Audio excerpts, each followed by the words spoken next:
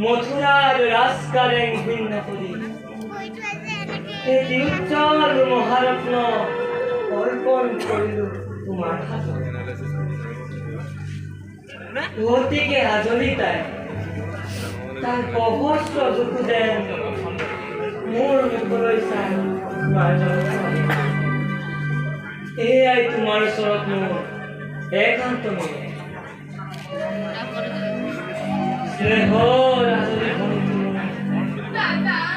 বিদায়ৰে মাহেন্দ্ৰ তিনদিন যদিও বা সে মোৰ অতুল বৈভব দিলুনাথু কেয়া ধৰা আখি বাজায়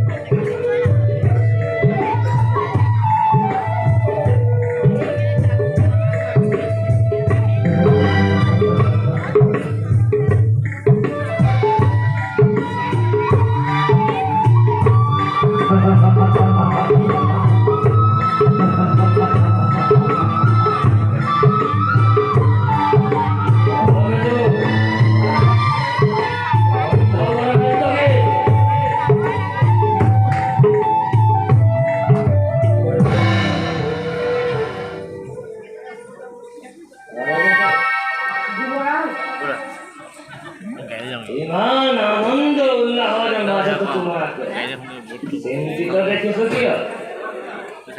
ভয় কৰিছা? কালৈ ভয় কৰিছা? ৰজাৰ ওপৰত আৰু কোন আছে কালকেতো? ৰজাবোৰে কয় বোলে অনুৰাধেনো ঈশ্বৰ যুৱৰাজ আৰু চিন্তা কিহৰ?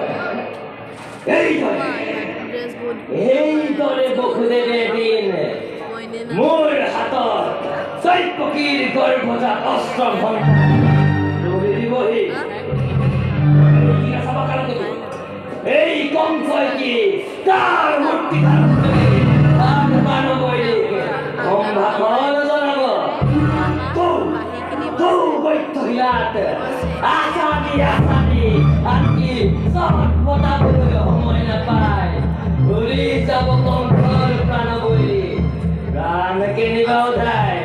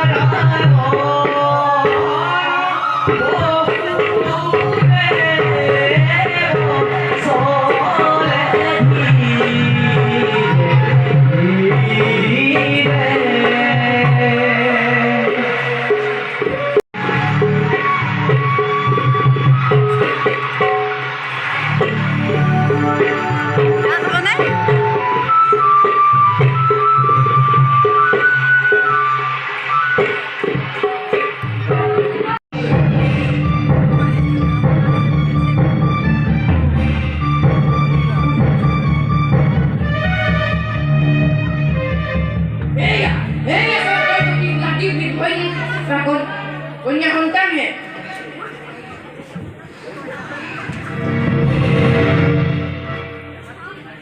কন্যা সন্তান উচ্চই হওক বা কন্যাই হওক ই যে দৈপকী গৰ্ভজাত অষ্টম সন্তান। দৈপকী সন্তান দে তাৰ শত্ৰুৰ তেজেৰে বহুদিনৰ বিয়া পলোৱা সন্তান দে।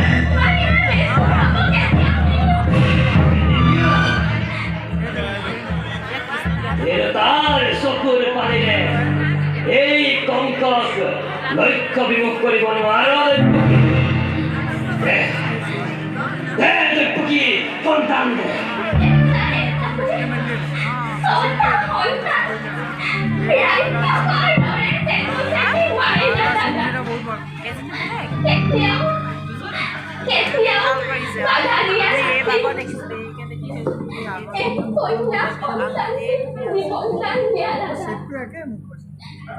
এই পৰানো তোমাৰ কি মৃত্যু হৈ আছে? নকৰিবা দাদা, নকৰিবা। তাৰ চকুৰ পানীৰে এই কংকক লক্ষ্য বিমুখ কৰিব নোৱাৰ। সন্তান দে।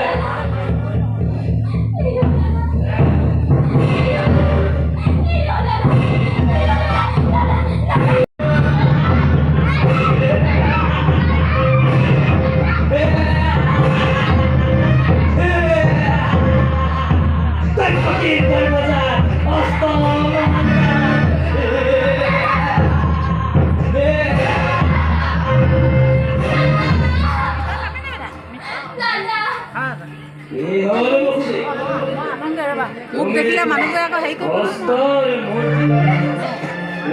চাই থাকিলা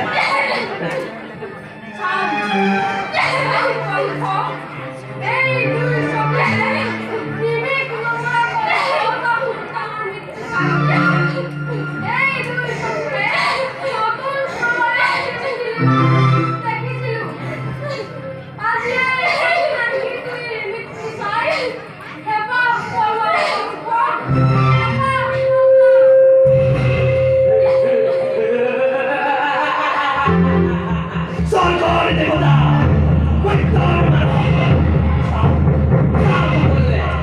কোনে আহি ৰক্ষা কৰিব পাৰে এই সন্তানটিক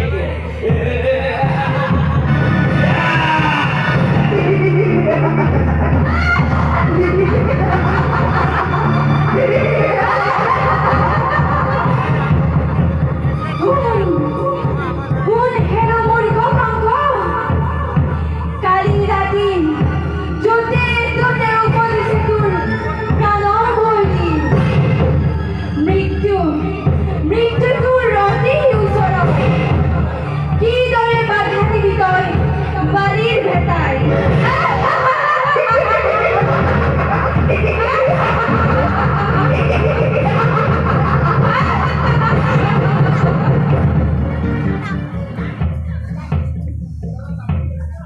দেবতাৰ তীক্ষ্ণ কঞ্চনায় শক্তিহেল হৰবিন্দে কংসৰ কালকেতু যুবৰাজ দিয়া মোক বাহু তাশ্ৰ